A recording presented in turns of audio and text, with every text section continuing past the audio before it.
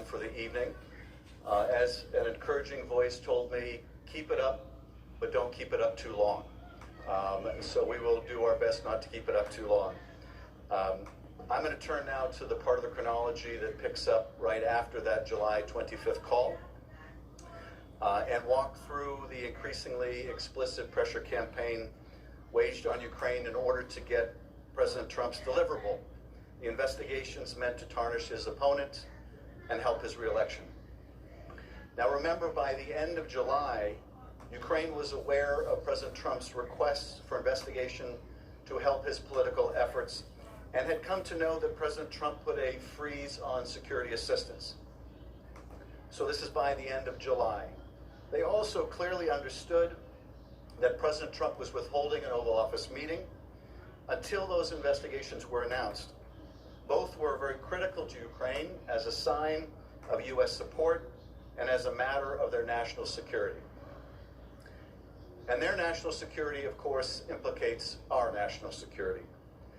In the weeks after the July 25th call, President Trump's hand-picked representatives escalated their efforts to get the public announcement of the investigations from Ukraine. So let's go through this step by step, because the 3 weeks following the July 25th call tell so much about this pressure scheme. Let's start with July 26. On July 26, so this is the day after the call, Ambassador Volker sends a text message to Giuliani. And that text message says, "Hi, Mr. Mayor. You may have heard the president had a great call with Ukrainian president yesterday. Exactly the right messages as we discussed. Please send dates when you will be in Madrid. I am seeing Yermak tomorrow morning. He will come to you in Madrid. Thanks for your help, Kurt." So here we are the day after that call. As my colleague demonstrates, this same day, so July 26th, the date of that second infamous call between President Trump this time and Gordon Sondland that you heard the diplomat David Holmes describe. So that's same day, July 26th, that we're talking about right now, where there's this text message. Now, of course, in that July 25th call, the president wants to connect Rudy Giuliani with the president of Ukraine and his people. And so this is a follow-up where Ambassador Volker is saying to Giuliani, it was a great call with Ukraine president, exactly the right messages as we discussed. And we know, of course, those messages were the need to do this political investigation. Please send dates when you'll be in Madrid. I'm seeing Yermak tomorrow morning. He will come to you in Madrid. So here is Ambassador Volker, one of the three amigos, following up, arranging this meeting between Giuliani and the Ukrainians. Giuliani replied, setting a meeting in Europe with President Zelensky's top aide for the very next week. Quote, "I will arrive on August 1 and until 5, he wrote. Now remember, on July 22nd, so a few days before this and before the call, Ambassador Volker had connected Giuliani originally with Yermak, and they agreed to meet. So this is a follow-up. You have that arrangement being made by Volker and Giuliani before the call, then you have the call, and now you have the follow-up to arrange the meeting in Madrid. And so they do meet in Madrid. This is August 2nd. Andrei Yermak, Zelensky's top aide, flew to Madrid, meets with Rudy Giuliani, who they know represented the president's interests. Both Giuliani and Yermak walk away from this meeting in Madrid, clearly understanding that a White House meeting is linked to Zelensky's announcement of the investigations.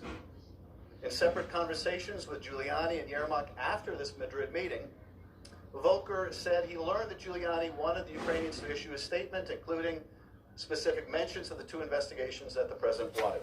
According to Ambassador Volker's testimony, Yermak told him that his meeting with Giuliani was very good, and immediately added that the Ukrainians asked for a White House meeting during the week of September 16th. Yermak presses Volker on the White House meeting date, saying that he was waiting for confirmation. Maybe you know the date. And this is a recurrent theme that we've seen through the text messages and other documents, and that is the recurrent request for this meeting, the pressing for this meeting by the Ukrainians because it was so important to them.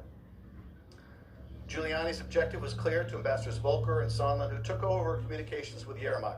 Here's Ambassador Sondland. I first communicated with Mr. Giuliani in early August, several months later. Mr. Giuliani emphasized that the president wanted a public statement from President Zelensky committing Ukraine to look into the corruption issues. Mr. Giuliani specifically mentioned the 2016 election, including the DNC server, and Burisma as two topics of importance to the president.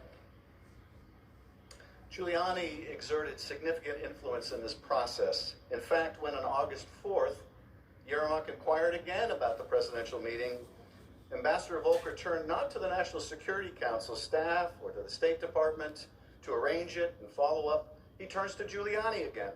Volker told Yermak that he would speak with Giuliani later that day and would call the Ukrainian president's aide afterward. Volker then texts Giuliani to ask about the Madrid meeting and to set up the call that he had mentioned to Yermak. Giuliani replies that the meeting with Yermak was excellent and that he would call later.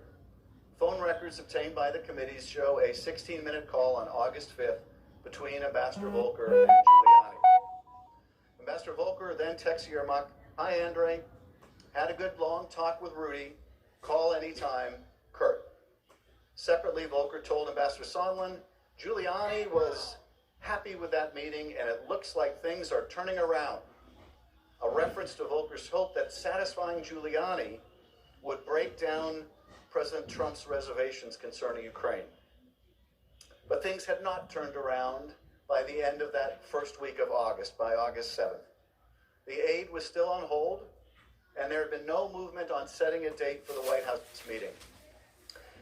Ambassador Volker then reaches out to Giuliani to try to get things moving.